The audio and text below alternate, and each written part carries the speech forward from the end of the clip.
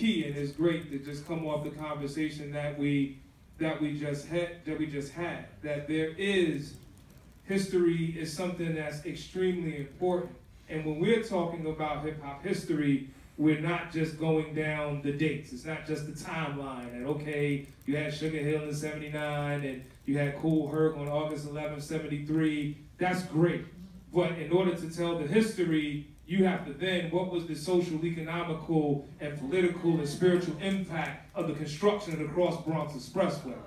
What was the impact of black flight coming off of the civil rights movement? So you're talking about getting that little power. So what happened when, the community was able to divest, because now we can live where we wanted and we can work where we want, but we stopped bringing it home. So this is all that came into what is hip-hop. It's impossible to really start talking about hip-hop history and not talk about the Black Arts Movement. It's impossible to really give hip-hop history its just due and not talk about punk rock. Word. Because oftentimes, we shut that door off, and so then everyone that's not black or brown is walking around like, where do I fit in? Until you start digging in, and it's like, well, wait a second, you went downtown and Fab Five Freddy connected up, and then you had punk rock, and so some of the similar tenements of punk rock and sort of being anti and being free is the same thing that was happening in hip hop, and so the same messages started coming across. So wait a second, for them to continually pit us once against another is part of a system in the game that we need to then unlearn. So how do we unlearn it? We got to unlearn it by filling it with the truth, which is making sure we're breaking down hip-hop history. So you can do a whole series without even playing a note.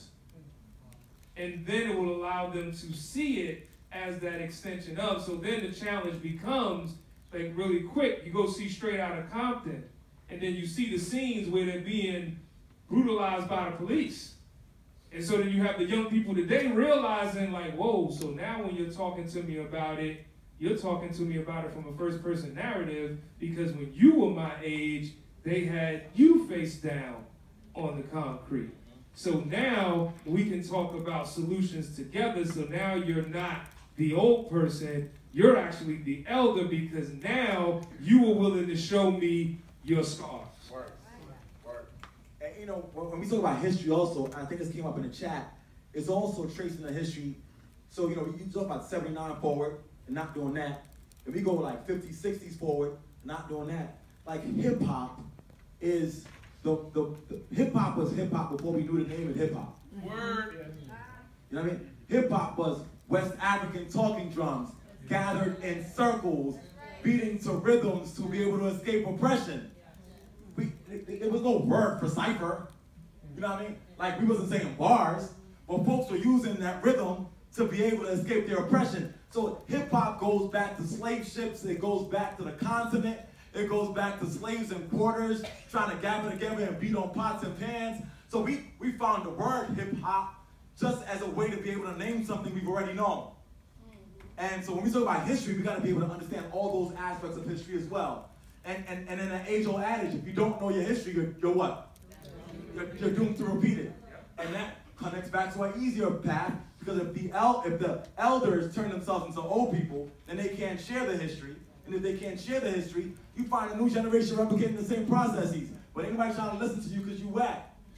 So this idea of like being an elder and sharing the full history is a part of the process. No doubt. Because of time, we're going to move. All right. I ain't going to sign, so we good? 5 more. Okay. See? So, the things that took place on November 8th, going into the morning of November 9th, definitely changed the game. Every once in a while, sometimes something will happen and we will change a chat topic. Like that's happened. I think the first time it happened, it was Heavy D happened to die on a Tuesday. And I'll never forget, we got the call, it was around 4:30, and we had already promoted.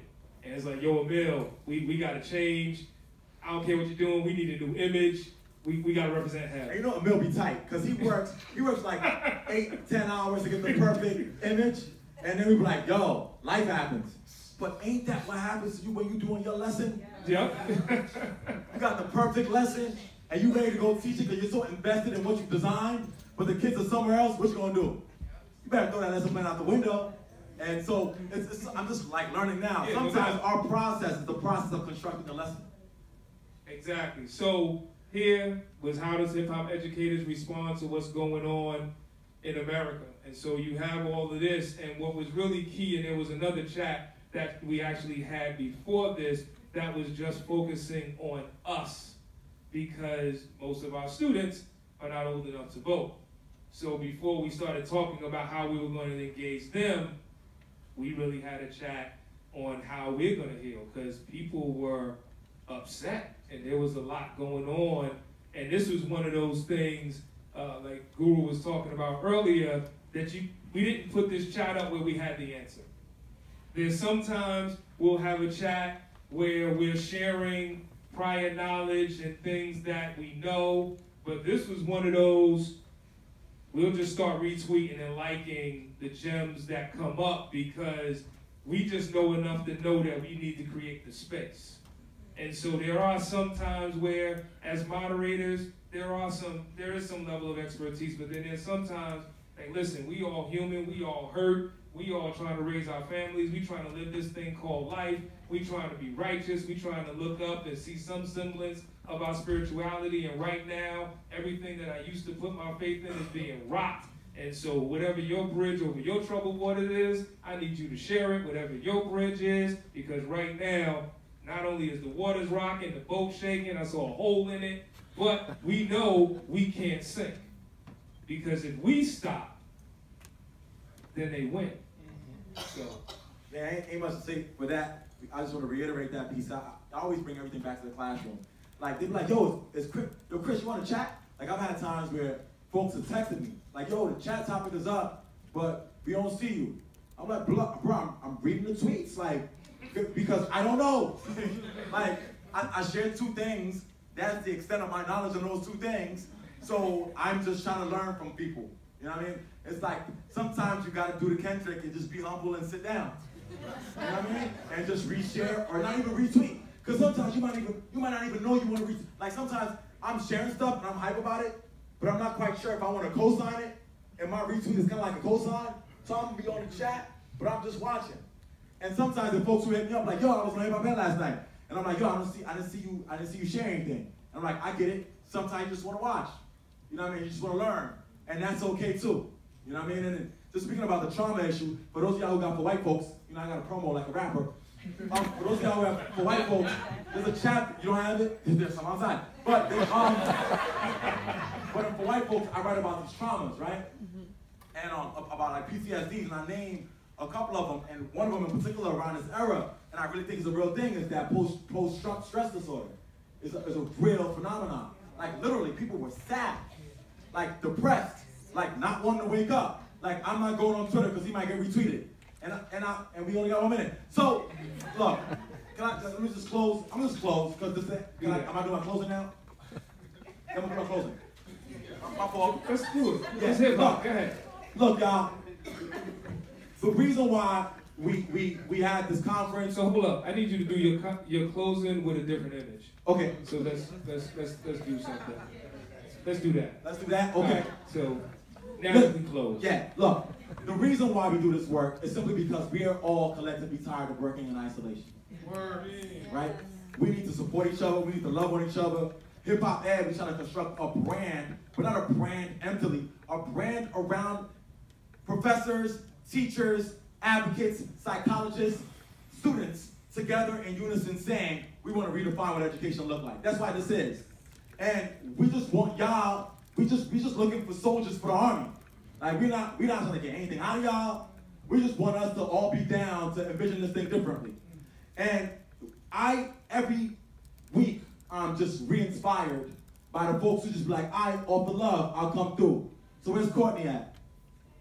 Courtney, off the love, like, yo, I'll design the conference. I'll show up to rehearsals for SG. I'm like, yo, you know me on the bread, right? Sure, I'll be there. Moira, just off the love. Yeah. Like, you know what I mean? Like, I'll take my core squad, Ian, Emil, Ed, Jamila, like, just off the love. My brother Derek, like I know he's not expecting me to say this or do this, right? Yo, can I talk real quick? This dude came by the judge for Science Genius like 4 years ago, like as a guest. And since then, has showed up on his own dime every year since. And yesterday, who was there yesterday for the battles? Yesterday in the Bronx, we had this production. And everybody's like, man, the production was amazing. Yo, this dude decided he lives in LA. He was like, I'm gonna come to New York for a month just to support.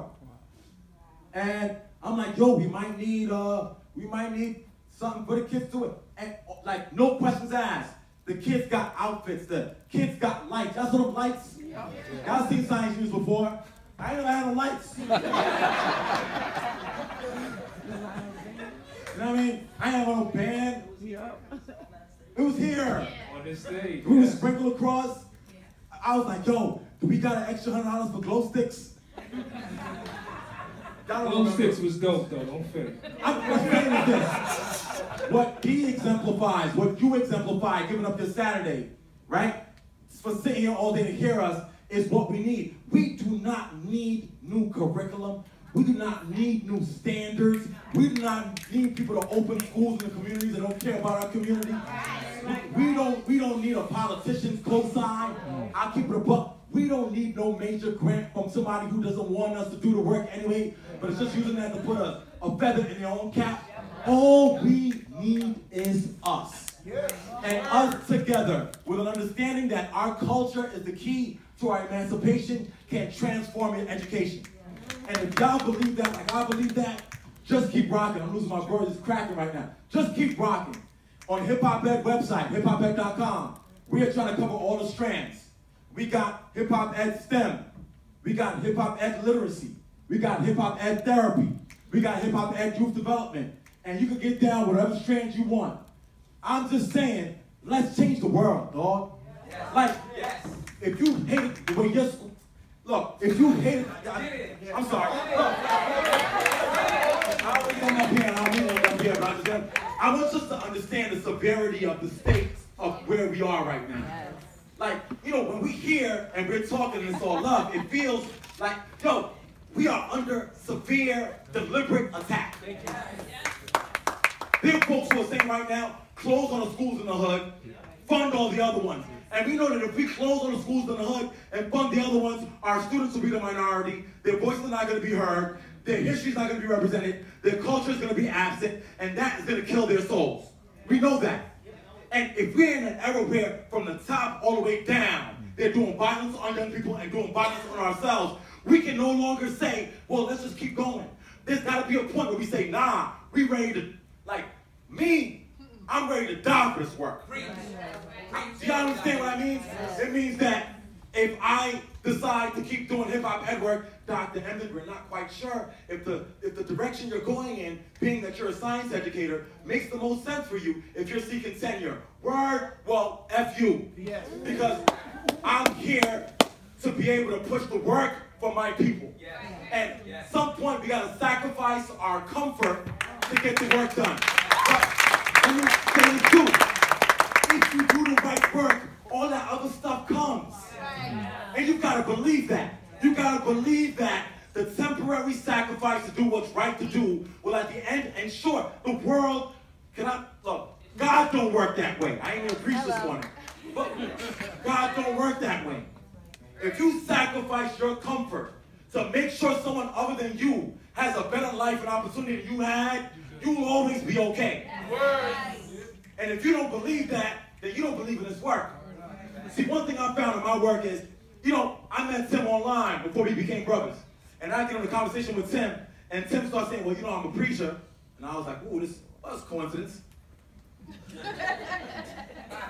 Then I link up with Dr. Harper, and we start talking, and she's like, you know, what it is, young man, is you got to think about the spiritual component to all this. I'm like, all right, coincidence. Then I meet Emil, and Emil's like, listen, man, I'm fasting. And I'm like, you doing what? He's like, I'm fasting. I'm like, because I'm a man of faith. He's a strong Muslim, but he's like, he's a man of belief. He took a hiatus to make sure his soul is. I was like, oh, that's an accident. Then I link up with Derek. I'm like, oh, man, we linked up with a dope actor. And he's like, well, bro, before we start talking, can we pray? I said, well, that's an accident. At some point, you gotta realize that all those accidental connections to the higher divine being that orchestrates our existence is a necessary component of this work. Folks who have extracted out the spiritual component of this work have to understand that it is our spirit that led us through slavery. If we ain't had that, we ain't had nothing else. So if you're doing hip-hop at work and you don't believe in brighter tomorrows, if you don't believe in orchestrated paths, if you don't believe in sacrifice by doing work by some divine being that's guiding you to sacrifice yourself on a regular basis, you might want to kick it with another movement. But this movement here, we're doing it with soul, with integrity, with heart, with spirit. And that's the anchor of the work. And we believe that if we do this work with that as our anchor, then emancipation is our destiny. Peace.